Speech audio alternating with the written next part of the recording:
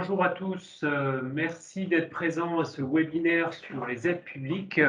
Je me présente, je m'appelle Nicolas Pouclet, je suis directeur des opérations de Proxinov. Un webinaire que nous allons partager avec ABF Décision. Donc, merci à Wendy Vives, chargée d'affaires chez ABF Décision. Donc, qui nous parlera des différentes aides mobilisables pour les projets d'automatisation, les projets robotiques. Et merci à Fabienne Brissier aussi, qui nous partagera son retour d'expérience de la société Tristan Flotech, qui nous partagera son retour d'expérience suite à un accompagnement que ABF Décision a proposé. Je vais prendre quelques minutes pour vous présenter Proxinov en quelques mots avant de laisser la parole à Wendy Vives.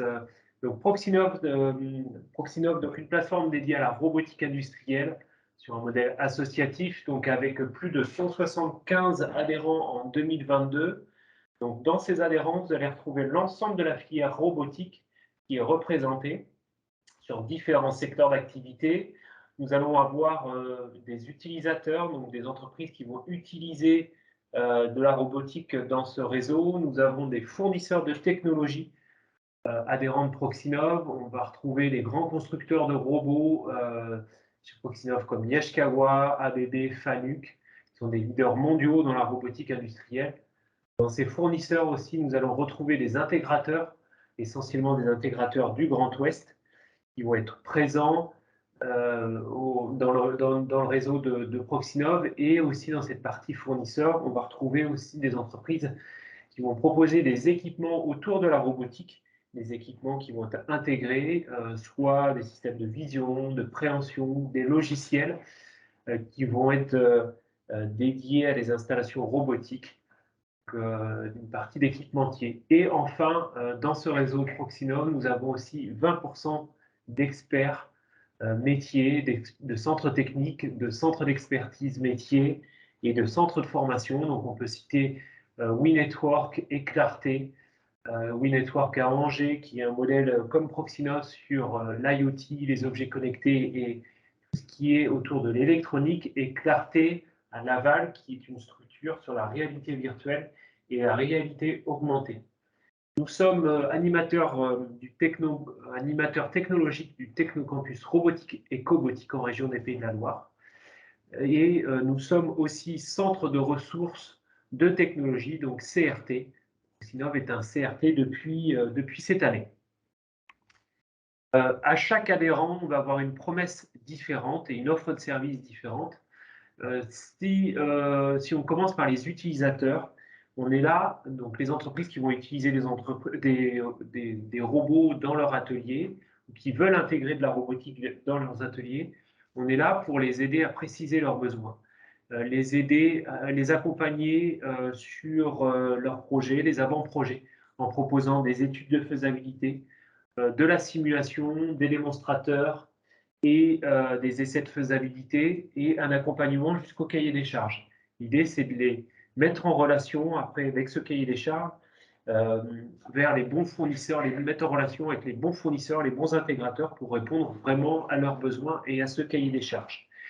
Nous sommes aussi centre de formation, nous accompagnons les futurs collaborateurs à la maîtrise de l'outil robotique. Donc pour les utilisateurs, nous formons aussi ces collaborateurs à la maîtrise de l'outil, nous formons à la programmation des robots, à l'intégration de certains robots comme la robotique collaborative. Donc ça, c'est ce que l'on peut proposer aux utilisateurs. Et aussi, nous proposons aussi de la mise en relation et de la recherche de financement dans le cadre des accompagnements qu'on propose, notamment avec ABF ou les développeurs économiques de la région des Pays de la Loire. Nous pouvons aussi aider les entreprises à rechercher des financements sur les phases d'avant-projet ou des phases d'achat matériel, des phases projet. Pour les intégrateurs, notre promesse est de dérisquer leurs solutions. Donc les intégrateurs nous sollicitent lorsqu'ils ont besoin de tester une solution, de valider une solution avant qu'ils le proposent à leurs clients. Donc les intégrateurs nous sollicitent pour bénéficier des moyens, des expertises pour faire des tests, des expérimentations avant la phase, on va dire, intégration de leurs solutions au sein des entreprises de leurs clients. Et pour les fournisseurs, on est là pour les aider à assurer la promotion de leur offre, les aider à commercialiser, à vendre leurs produits. Et ils vont en fait venir chez nous intégrer leurs produits dans notre vitrine à haut niveau technologique, dans notre atelier qui fait 1000 mètres carrés actuellement. Donc cet atelier, on va retrouver un ensemble de cellules robotisées et une bonne partie des équipements mis à disposition par ces fournisseurs. L'idée, c'est vraiment de trouver dans cet atelier toutes les technologies de l'industrie du futur en environnement concret, réel, avec vraiment des conditions industrielles réelles. À cette promesse, on va avoir une offre de service, 3 offres de service différentes. Une première offre de service qui est les études, l'expérimentation. Donc, on va proposer des phases d'avant-projet, des états de l'art qualifiés, des audits sur site pour identifier les pistes d'amélioration, les pistes de réflexion. On fait beaucoup d'études et des essais de faisabilité. Donc, l'objectif, c'est vraiment de lever les verrous techniques, économiques et humains en faisant des études et des essais de faisabilité et des démonstrateurs. Et aussi, on fait beaucoup de simulations. Donc, on est capable de simuler un poste robotisé, un flux d'atelier. L'objectif de ces simulations est toujours de lever les verrous à l'intégration des différentes applications robotiques. Donc, on a une deuxième offre de service associée à ces promesses, qui est la transmission, transmettre, préparer les équipes à la maîtrise de la robotique. On va proposer différentes formations diplômantes sur mesure ou sur catalogue. Donc, des formations à l'intégration d'applications de robots collaboratifs, des formations à la sécurité, des formations à la directive machine, à l'analyse des risques, et aussi des formations à la programmation des robots. Différents modules de formation que nous allons réaliser pour appréhender et programmer différentes marques de robots. On fait aussi des formations sur tout ce qui est notion accompagnement au changement, donc des formations à la conduite de projets innovants, notamment avec des partenaires sur ces modules de formation. Il y a une troisième partie qui est le faire savoir, une offre de service qui est composée en fait de plusieurs parties. Donc on est là pour promouvoir la réussite de nos adhérents, on va faire différentes veilles, proposer différentes veilles technologiques et des veilles économiques, proposer aussi des journées techniques dédiées, donc des rendez-vous techniques sur différents thèmes. On est là aussi pour animer un réseau autour des problématiques de l'industrie du futur et de la robotique. On a un outil aussi, une usine pilote, donc un atelier avec différentes cellules robotisées. Actuellement, nous avons 8 cellules robotisées sur 13 cellules prévues. L'objectif de ces cellules, c'est vraiment de montrer la robotique sur différents process de parachèvement, des process autour de l'agroalimentaire, de l'assemblage, du soudage, de la logistique, de l'usinage, de la pelletisation, de l'impression 3D. Et dans le futur, nous allons intégrer d'autres cellules sur des problématiques d'ergonomie, de logistique picking, manipulation de pièces, transport de pièces. Donc, c'est des cellules que nous allons, d'autres cellules que nous allons intégrer à partir de cette année. Les ressources à disposition pour mener à bien ces différentes offres de services et différents projets. Donc, on est une équipe de 11 personnes avec des compétences assez variées. Donc, moi, je suis responsable de la partie technique. Donc, avec moi, j'ai 6 ingénieurs et techniciens qui vont travailler à temps plein sur des projets d'entreprise avec des compétences assez variées en conception, intégration, programmation, simulation et analyse synthèse. Et nous avons une compétence supplémentaire sur l'aspect juridique et éthique.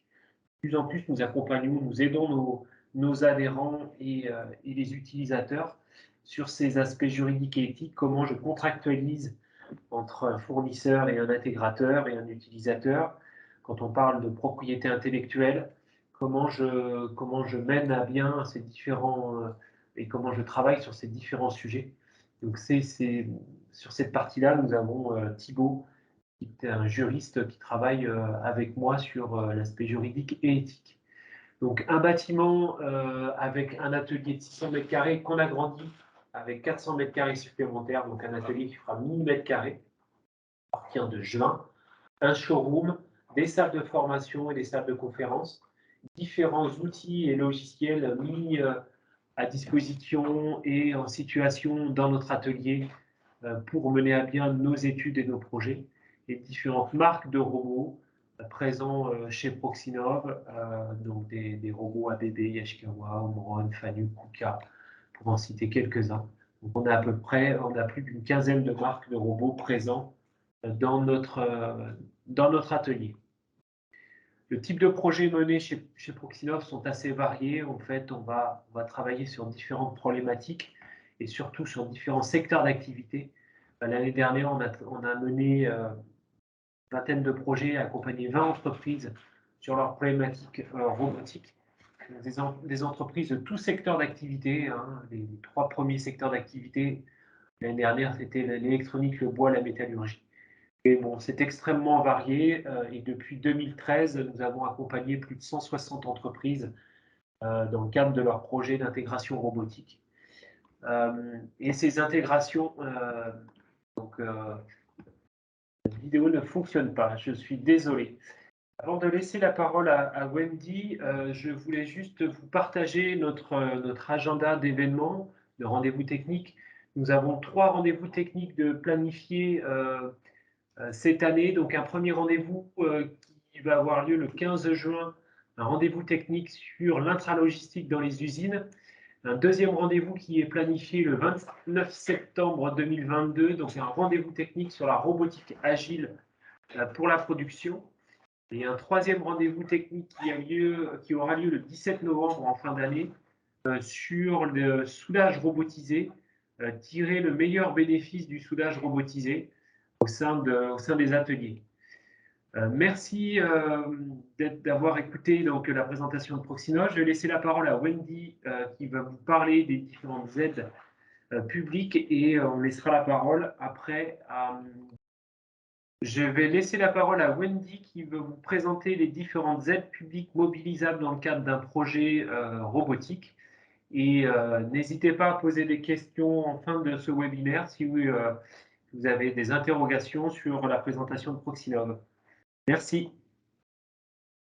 Bonjour à tous. Donc, l'objectif, effectivement, aujourd'hui, ça va être de voir comment vous pouvez mobiliser et optimiser les financements publics pour vos projets robotiques et industriels innovants. Donc, ce que je vous propose dans un premier temps, c'est de vous faire une présentation très rapide de qui nous sommes, comment on fonctionne chez ABF Décision. Et derrière, dans un second temps, je vous présenterai les principaux dispositifs d'aide publique que vous pouvez aller mobiliser pour vos différents projets industriels innovants. Donc ABF Décision, donc qui nous sommes? Donc nous sommes un cabinet de conseil en financement public. Donc ABF Décision, c'est Alexandre, Benoît, Frédéric. Ce sont les 3 associés fondateurs de notre cabinet, d'où le ABF. Ça va faire 20 ans qu'on existe. On a plusieurs implantations à travers le territoire national. Notre siège social est basé à Tours. Moi, je suis rattachée au bureau de Nantes. Le bureau de Nantes couvrant les zones Pays de la Loire, Bretagne, Normandie. Aujourd'hui, on est quasiment 100 collaborateurs. Donc, on est répartis en 2 pôles. Vous avez le pôle développement, dont je fais partie, et le pôle métier, qui est constitué de consultants, profil ingénieur, docteur, qui vont justement être attribués aux entreprises dans le montage de dossiers de financement et le dépôt de ces dossiers pour obtenir une aide publique. Ce qu'il faut savoir, c'est que les aides publiques, nous, on va les répartir en 4 catégories. Vous allez avoir les aides publiques recherche, développement, innovation, les aides publiques sur l'investissement productif, les aides à l'export et la dernière partie qui est très importante aujourd'hui pour les financeurs publics, tout ce qui va être au niveau des projets transition écologique, soutien à projets environnementaux. Donc, si vous avez des projets dans une de ces 4 catégories, n'hésitez pas à me contacter pour effectivement voir s'il y a un potentiel d'aide publique derrière. Comment on fonctionne? Donc, dans un premier temps, on va faire un rendez-vous de qualification donc avec l'entreprise en question. En fonction de vos différents projets, on verra si effectivement il y a matière à aller mobiliser des financements publics. Si c'est le cas, il y a 2 options. La première, c'est que l'aide publique est facilement mobilisable. Donc, en quel cas, on vous oriente directement sur le dispositif et vous y allez en solo. Ou sinon, l'aide publique est quand même assez compliquée à aller chercher. Dans ce cas-là, on a une valeur ajoutée à aller intervenir. Et donc là, on engage de notre côté une mission avec l'un de nos consultants. Si jamais il n'y a pas de dispositif pour votre projet, on le dit directement et comme ça, vous ne vous prenez pas la tête avec.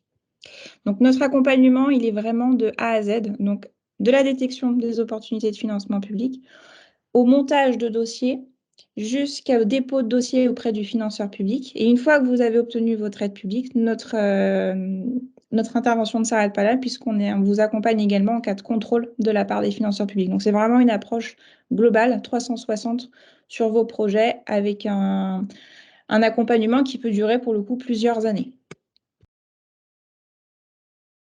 Au niveau de notre mode d'intervention, donc historiquement, on vient pour aider, conseiller les entreprises privées sur les dispositifs d'aide publique, mais on a ouvert également 2 autres pôles, le pôle acteurs publics et associations, donc là qui va être destiné aux acteurs publics, donc trouver des financements publics pour les associations, les collectivités locales par exemple, et on a également un 3e pôle qui est le pôle Europe, projet collaboratif, dont la spécificité est vraiment de monter des dossiers européens, donc en anglais, et de présenter par exemple des oraux, des pitchs auprès de la Commission européenne. Donc, c'est vraiment un pôle qui est dédié à ça. On intervient sur les aides de tout niveau, les aides européennes, les aides nationales, les aides régionales, les aides au niveau des thématiques également, par exemple auprès des financeurs comme la BPI, comme l'ADEME sur les questions de transition écologique, les agences de l'eau pour les questions de réduction et de consommation des eaux, etc., etc. Donc c'est vraiment une approche très complète. On fait vraiment de tout au niveau des aides publiques. Là, vous avez une présentation très rapide de nos différents clients qu'on a pu accompagner depuis maintenant près de 20 ans. La grande majorité sur notre bureau nantais, ça va être les industries agroalimentaires, de par les activités industrielles qu'on a sur le secteur. On va accompagner également aussi bien de la start-up que de la PME, que de l'ETI, que de la grande entreprise. Donc, c'est vraiment très, très mix de ce côté-là. Il y en a pour tout le monde au niveau des aides publiques. Et ce que je vous propose, c'est maintenant une présentation de mode de fonctionnement des aides publiques. Ce qu'il faut savoir, c'est qu'effectivement, dans un premier temps, les aides publiques, normalement, elles sont interdites par la Commission européenne pour une question de distorsion de concurrence. Mais comme il y a toujours la règle générale, il y a toujours des exceptions. Et pour le coup, ces exceptions vont se formaliser sous la forme de régimes d'exemption par catégorie. Et c'est en se basant sur ces régimes d'exemption par catégorie qu'on peut faire des aides publiques. Concrètement, vous allez avoir plein de régimes d'exemption par catégorie, par exemple des régimes PME à destination des PME qui vont soutenir telle typologie de projet avec un taux de soutien maximal spécifique pour les PME. Vous allez avoir un régime environnement à destination de X entreprises pour des projets spécifiques avec un taux de soutien maximum pour ces projets, etc. Et à chaque fois, donc, vous avez un cahier des charges, entre guillemets, des règles précises par ces régimes. Et en se basant sur ces régimes-là, vous allez avoir la constitution d'appels à projets de dispositifs d'aide publique. Donc, dans un appel à projet, vous pouvez avoir plusieurs régimes qui sont mobilisés.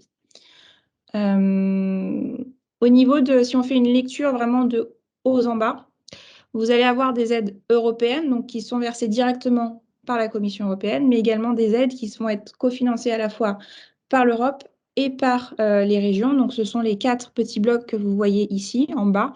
Vous avez le FEDER pour les questions de développement économique, le FEADER pour tout ce qui va être question au niveau agricole, agroalimentaire, FSE pour les questions sociales et le FEAMPA pour les affaires maritimes et de la pêche.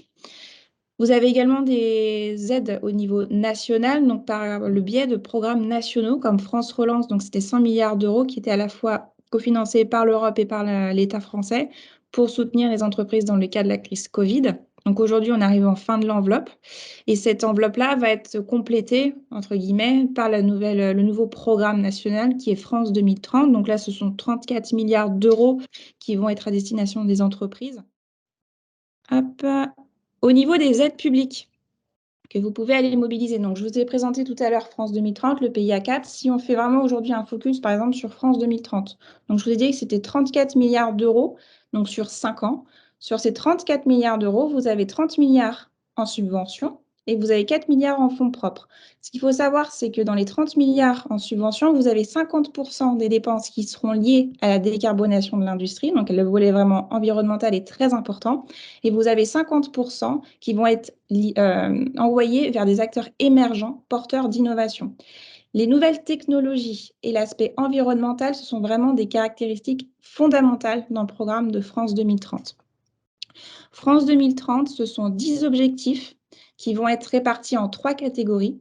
Et vous avez notamment des précisions qui étaient apportées dans le plan dans la prévision de la loi de finances 2022. Vous avez sur les 34 milliards d'euros, 8 milliards qui seront consacrés à l'énergie et la décarbonation de l'économie, notamment de l'industrie, et 6 milliards vers les secteurs de l'électronique et de la robotique. Donc, comme je vous le disais, environnement, nouvelles technologies, robotique, c'est très important dans France 2030. Ici, vous avez une présentation des différentes stratégies, des différents objectifs de France 2030, donc comme je disais, qui sont répartis en 3 catégories. Le mieux produire, avec la partie à la fois sur le nucléaire, l'hydrogène vert, l'industrie décarbonée, tout ce qui va être également véhicules hybrides et électriques, avions bas carbone. Sur la partie mieux comprendre, on va avoir des appels à projets qui vont sortir sur le spatial et le fond marin notamment. Et sur la partie mieux vivre, vous avez toutes les questions, notamment alimentation, nouvelle agriculture, l'agroalimentaire, questions autour de la santé également, avec des nouvelles biothérapies à développer, de nouveaux process à mettre en place, et une dernière sur les contenus culturels et créatifs. Donc sur ces 34 milliards d'euros sur 5 ans, vous avez 800 millions d'euros juste pour l'année 2022 qui sont consacrés à la robotique et l'industrie du futur. Si je fais vraiment un focus sur cette enveloppe de 800 millions d'euros pour la robotique et l'industrie du futur, je peux vous proposer ici une présentation de 3 appels à projets. Il y en a un, l'appel à projet Première usine, qui est sorti. Donc là, c'est vraiment l'idée d'industrialiser des projets innovants à destination notamment des startups qui veulent industrialiser leurs process, mais pas que. C'est pour ça, donc vous avez un bénéficiaire, vous avez des startups, des PME, des ETI sous condition. Les projets qui peuvent être soutenus dans cet appel à projet, vous allez par exemple avoir la constitution d'une première unité de production industrielle dans le cas des startups, ou si votre PME est très innovante et vous avez besoin d'industrialiser, ça rentre en compte. L'installation d'une ligne pilote et également les plateformes industrielles mutualisées. Sur cet appel à projet, le minimum de dépenses est de 5 millions d'euros qui va comprendre à la fois de l'investissement matériel, immatériel, du bâtiment, ce qui n'est pas forcément le cas de l'ensemble des dispositifs qu'on peut avoir aujourd'hui, et également tout ce qui va être achat par crédit bail, à condition qu'effectivement à la fin, il y ait vraiment achat du matériel. Le taux d'aide, on va être entre 20 et 30% de taux de soutien sur ces 5 millions de dépenses éligibles, avec un mix de subventions et d'avances remboursables. Donc cet appel à projet va se clôturer en 2026. Il y aura 3 relèves par an. Donc il y a le temps pour postuler dessus. Donc ça, c'est l'appel à projet Première usine, minimum 5 millions d'euros. Ensuite, vous avez 2 appels à projet. Donc là, ce sont encore des ébauches. On est au courant qu'ils devraient sortir, mais ce n'est pas encore le cas à l'heure actuelle. Donc je vous préviens juste qu'ils risquent de sortir quand je ne sais pas. Mais c'est sur la table. De ce qu'on a connaissance, donc on a un appel à projet usine intelligente qui là sera focalisé sur l'investissement industriel de pointe à destination de toute entreprise industrielle qui ont des projets de création ou modernisation d'une usine ou d'une ligne de production avec une forte composante numérique qui mobilise des technologies relevant de l'industrie 4.0. Donc là, par exemple, si vous avez un projet qui va mobiliser de la 5G industrielle ou des objets connectés, réalité virtuelle, augmentée, des jumeaux numériques, cybersécurité, de la robotique, enfin bref, tout ça, ça rentre dedans. Si c'est de l'investissement industriel, minimum 1 million d'euros pour de la PME ETI ou minimum 2 millions d'euros pour les grandes entreprises. La date de l'appel à projet, donc comme je vous disais, c'est encore en cours de création, donc ce n'est pas fixé. On ne sait pas quand est-ce qu'il va sortir. L'opérateur, on n'a pas plus d'imprécision non plus, et on ne sait pas non plus sous quelle forme ce sera. On peut espérer de la subvention ou alors de l'avance remboursable. Donc ça, c'est sur l'investissement dans l'industriel de pointe. Il y a également l'appel à projet soutien à l'offre de solutions pour l'industrie du futur, où là, le but, ça va vraiment être de soutenir les projets qui vont développer les nouvelles technologies. Donc là, c'est à destination des PME, ETI et grandes entreprises sous conditions. Donc comme je vous disais, le but, ça va vraiment être de soutenir des projets individuels ou collaboratif regroupant plusieurs entreprises qui créent, développent ou intègrent des solutions technologiques pour l'industrie du futur, pour des usages bien sûr relatifs aux différents processus de production industrielle. Donc là, on n'a pas plus de précision sur le montant minimum et ainsi que le taux de soutien, mais ça vous permet de voir que ces appels à projets qui devraient sortir, qu'est-ce qu'ils peuvent soutenir. Donc là, juste sur la partie robotique et industrie du futur de France 2030 pour l'année 2022, je précise. Sur le deuxième programme national, donc en complément de France 2030, il y a également le programme d'investissement d'avenir, volet 4, donc le PIA 4, qui va être destiné à soutenir l'innovation et accompagner la transformation de la France, qui va être décliné autour de 2 axes. Vous avez l'innovation dirigée et l'innovation structurelle. L'innovation structurelle est davantage pour l'enseignement supérieur. L'innovation dirigée est davantage pour les entreprises. Donc, c'est plutôt ce volet-là qui va nous intéresser. L'innovation dirigée, donc, ce sont différentes stratégies d'accélération qui, comme France 2030, vont être regroupées en 3 objectifs. Vous avez le premier objectif, transition écologique, avec différentes thématiques, donc les stratégies d'accélération spécifiques à la transition écologique. Donc, vous allez retrouver quand même des thématiques qui sont similaires à France 2030. Donc, à la fin de cette présentation, vous aurez un récapitulatif des différentes opportunités. Donc, transition écologique, aussi bien sur la partie décarbonation de l'industrie, recyclage et réincorporation des matériaux, digitalisation et décarbonation des mobilités, mise en place de nouvelles technologies pour les systèmes énergétiques. On va également avoir le développement de nouvelles technologies numériques avec un focus sur le cloud, les 5G, les réseaux de télécommunications, la cybersécurité, technologie quantique également. Et la dernière partie, qui est le volet santé, donc avec des appels à projets sur la santé numérique et sur le développement de nouvelles biothérapies et bioproduction de thérapies innovantes. Donc, comme je vous le disais tout à l'heure, le PIA 4, vous aviez ici le volet national avec les différentes thématiques. Et vous avez ici le volet régionalisé. Chaque région va appliquer un PIA 4 qu'on appelle régionalisé. En Pays de la Loire, on a eu déjà des premiers appels à projets qui sont sortis. Donc, en Pays de la Loire, il va se décliner en 4 axes. Vous avez des projets, le volet 1 qui va soutenir des projets d'innovation, le volet 2 qui va soutenir des projets de filière, de structuration de filière, le volet 3 qui va soutenir des projets collaboratifs et le volet 4 qui va soutenir des formations innovantes. Là, je vous propose un focus sur les 2 premiers volets. Donc, le volet 1 qui va vraiment soutenir le développement d'innovation en Pays de la Loire, qui va structurer en 2 phases. Vous avez des projets qui seront soutenus en phase de faisabilité. Donc là, on est sur des dépenses comprises entre 200 000 et 400 000 euros, avec soutenus sous forme de subvention, maximum 50%. Donc, ce qui peut vous donner une subvention sur vos projets d'innovation en phase de faisabilité jusqu'à 200 000 euros. Ce dispositif est pour les PME et les ETI. Donc, cet appel à projet est ouvert depuis janvier jusqu'à la fin de l'année 2022. Donc, sur la phase de faisabilité, comme je vous disais, subvention. Et vous avez également en phase de développement et pré-industrialisation. Donc, c'est l'étape d'après au niveau de votre projet. Avec des dépenses entre 400 000 euros et 1 million, vous pouvez prétendre jusqu'à 50% de taux de soutien. Par contre, on ne sera plus sur de la subvention, mais sur une avance remboursable. Le deuxième volet, c'est la structuration de filières. Donc là, c'est pour accompagner des projets justement qui ont une visée à structurer les différentes filières stratégiques de la région que vous retrouvez donc en bas à gauche. Donc vous avez les différences. Enfin, je ne reviendrai pas tout à l'heure, je ne vais pas vous perdre. Donc, sur ce volet 2, projet de structuration de filière, vous avez différents projets qui peuvent être soutenus. Donc, sous forme à la fois de subventions et d'avances remboursables. Donc, on est sur un mix, 50% en subvention, 50% d'avance remboursable, pour des dépenses qui seront entre 400 000 et 4 millions d'euros.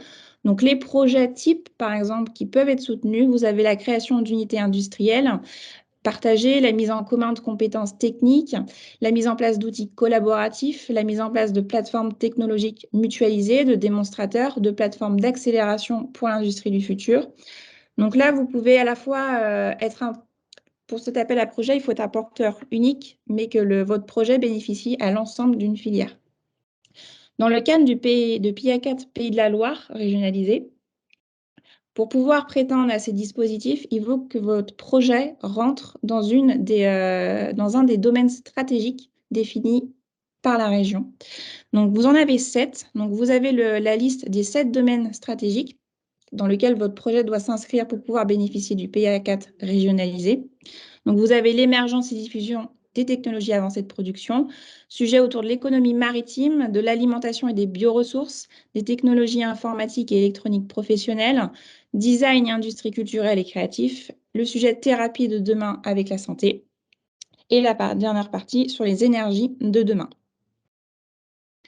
Donc, si je fais un récapitulatif, à partir du moment où vous avez un projet qui a une composante nouvelle technologie, industrielle, création d'une nouvelle unité, investissement matériel, qui répond à l'une des thématiques que j'ai présentées dans France 2030, dans le PIA4 au niveau national, mais également régionalisé, sachez qu'il y a un sujet. Donc, n'hésitez pas à revenir vers moi pour qu'on en discute et qu'on voit si effectivement il y a un dispositif sur lequel on pourrait vous positionner pour les financements publics. Je vous rappelle, à minima, j'ai un devoir, une mission de conseil. Donc, s'il n'y a pas de dispositif, je vous le dis directement. S'il y en a un, soit il est facile d'accès, je vous oriente directement et vous y allez en solo, soit c'est complexe et dans ce cas-là, on voit si on fait une collaboration ou pas. Ce qu'il faut retenir au niveau des financements publics, c'est qu'il y a 4 règles majeures à respecter. La première, donc, c'est effectivement voir si votre projet est en phase avec les dispositifs qu'il y a sur le secteur des marchés publics, des aides publiques. La situation financière de votre entreprise est très importante. Généralement, un financeur public va accepter de vous accorder une aide publique au montant des fonds propres de l'entreprise.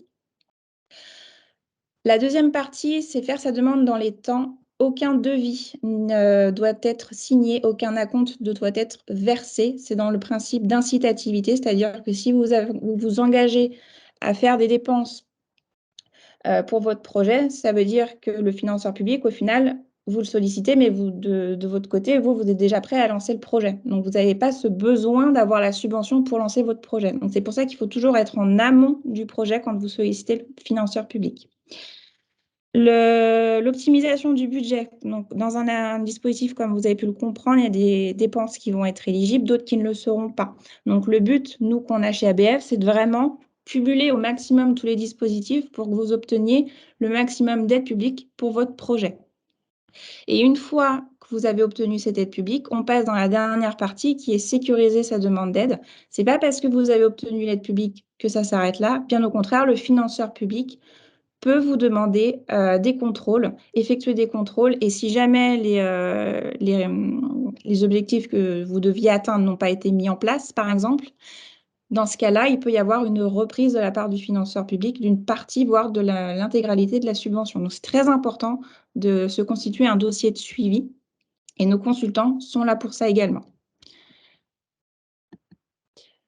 Alors, si je ne vous ai pas perdu, je vous propose maintenant qu'on passe au témoignage client, donc avec Fabienne Brissier de Tristone Flowtech, pour vous expliquer un peu l'accompagnement qu'on a pu faire pour Tristone sur ces projets. Fabienne, je te laisse la main. Merci Wendy, bonjour à tous. Je suis Fabienne Brissier donc, de Tristone Flowtech France. Je suis responsable financière de cette entité. Nous faisons partie d'un groupe, donc du groupe Tristone Flowtech, qui est un groupe international à actionnariat chinois.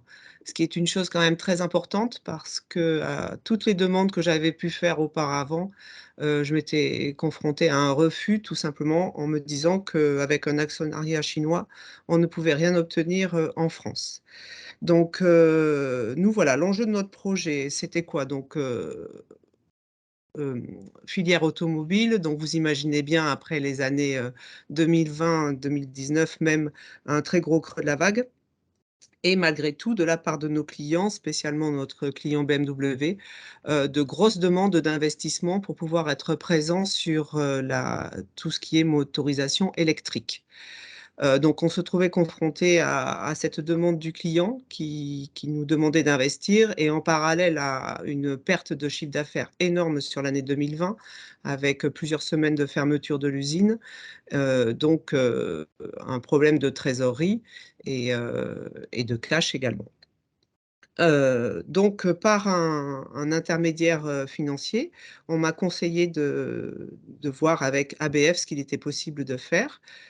pour demander des subventions ou des aides à la trésorerie. J'ai donc contacté ABF qui effectivement nous a aidés sur notre projet. Donc notre projet était de l'investissement matériel, uniquement des machines totalement robotisées pour fabriquer de la connectique rapide pour les systèmes de batterie électrique chez BMW. Donc on avait 1 200 000 € d'investissement à prévoir sur ces machines-là. ABF nous a donc bien soutenus et accompagnés tout au long du projet, donc en prenant le temps de nous écouter, de comprendre quelle était notre problématique, de comprendre également les enjeux du client, ce que le client attendait et ce sur quoi on voulait investir avec nos équipes techniques. ABF est aussi intervenu auprès de notre bureau d'études, qui est une entité juridique indépendante, et a également accompagné notre bureau d'études donc dans tout ce projet que l'on a appelé Future Power, et a également aidé donc l'entité Tristan Flotech Solutions à faire ses demandes de subventions auprès de BPI. Donc au final, on a reçu sur les 2 entités un avis favorable de subvention. Pour ma part, sur Tristan Flotech France, moi j'ai obtenu 347 000 € de subvention, avec 50% versés immédiatement, et le solde sera versé avec les justificatifs donc de paiement, de réalisation, les factures de nos fournisseurs, etc. Donc ça, c'est en cours. On a jusqu'au 31 décembre de cette année pour fournir tous les éléments. Voilà, donc l'accompagnement d'ABF a vraiment été crucial parce que, ne serait-ce que pour faire accepter notre dossier auprès de BPI, tant d'un point de vue juridique que d'un point de vue économique. Ils ont cru en nous, ils nous ont aussi orientés. Tout a été rédigé par notre consultant et enfin, moi, je suis très satisfaite de la manière dont tout cela s'est conclu. Et d'ailleurs, je suis en contact avec lui pour voir ce qui est possible d'obtenir avec le plan France 2030. Voilà ce que je peux vous dire. Super. Merci beaucoup, Fabienne. Alors, si vous avez des questions, n'hésitez pas à me les poser. Alors, soit directement ou alors vous avez mes coordonnées. Je vous laisserai me rappeler ou m'envoyer un mail. En tout cas, sachez qu'il n'y a pas de questions bêtes. Vous ne sentez pas ridicule à me poser une question, en tout cas. Si vous avez des projets, comme je vous le disais, qui vont se rapporter aux thématiques de France 2030 ou de PIA4, ou même si vous avez un projet de recherche, développement, innovation ou d'investissement productif, n'hésitez pas à me rappeler. Je vous dirai si effectivement il y a matière à avoir des aides publiques. Et si oui, je vous dirai si c'est facile d'accès, si c'est compliqué. Et dans ce cas-là, on avisera. Alors, Wendy, moi j'ai une question, tu m'entends? Oui, je t'entends très bien. Souvent dans les démarches projet, avant-projet ou projet, on est un peu pressé. Est-ce que tu as une idée du temps nécessaire pour le montage du dossier et puis après pour avoir les premiers financements? Est-ce que tu as une idée, une moyenne? Alors, en fait, globalement, quand vous avez des appels à projets, donc il y a toujours une date d'ouverture, une date de clôture. Donc, quand on rencontre l'entreprise, son projet, on sait si on peut le positionner sur tel ou tel dispositif. Et en fonction des dates de clôture de l'appel à projet, on sait combien de temps on a pour aller déposer le projet. Il n'y a pas de schéma type au final, puisque chaque financeur public a son propre mode d'instruction des dossiers, son propre délai.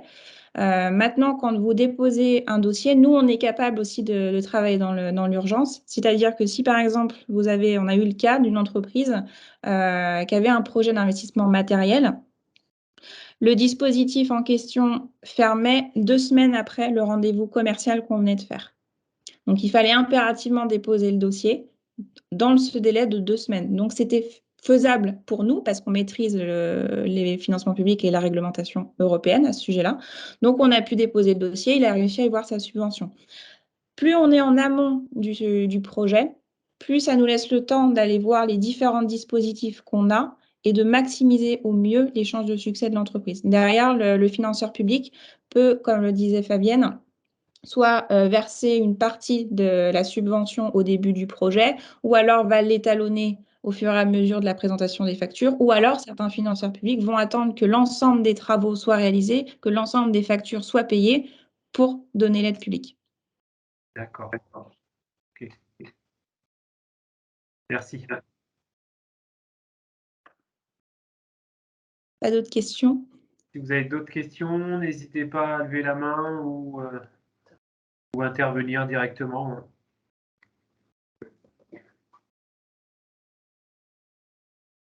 Bon, je crois que je vous ai assommé. Bruno qui souhaite poser une question. Oui, une petite question. Donc, je me présente, je m'appelle Bruno Linéat, je suis chez Bouygues Construction, donc c'est un peu atypique parmi les membres de Proxinov, mais voilà.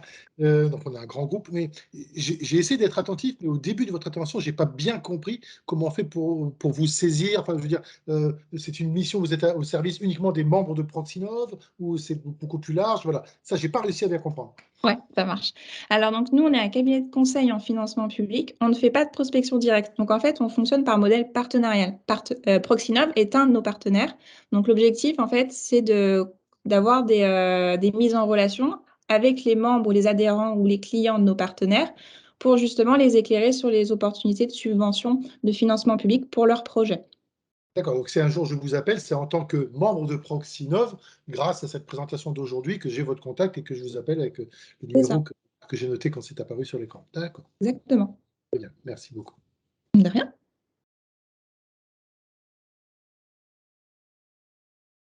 D'autres questions? Pas d'autres questions? Bon, c'était très clair, il faut croire. Ouais, voilà, c'était très clair. De toute façon, nous avons l'adresse mail de tous les participants. Ce que l'on propose, c'est de vous envoyer les présentations par mail sous format PDF avec nos coordonnées. Donc n'hésitez pas, voilà, à nous contacter pour toute question. Et je crois que Maud aussi doit faire un petit replay, une petite vidéo replay. Donc vous pourrez aussi accéder à cette vidéo en traçant voilà, tout le webinaire. D'accord. Vous avez bien réussi à avoir nos mails malgré le petit bug de la plateforme Eventbrite, tout ça, vous avez Ouais, ce qui... malgré le petit bug, voilà, Maud me fait signe que oui, nous avons tous vos mails.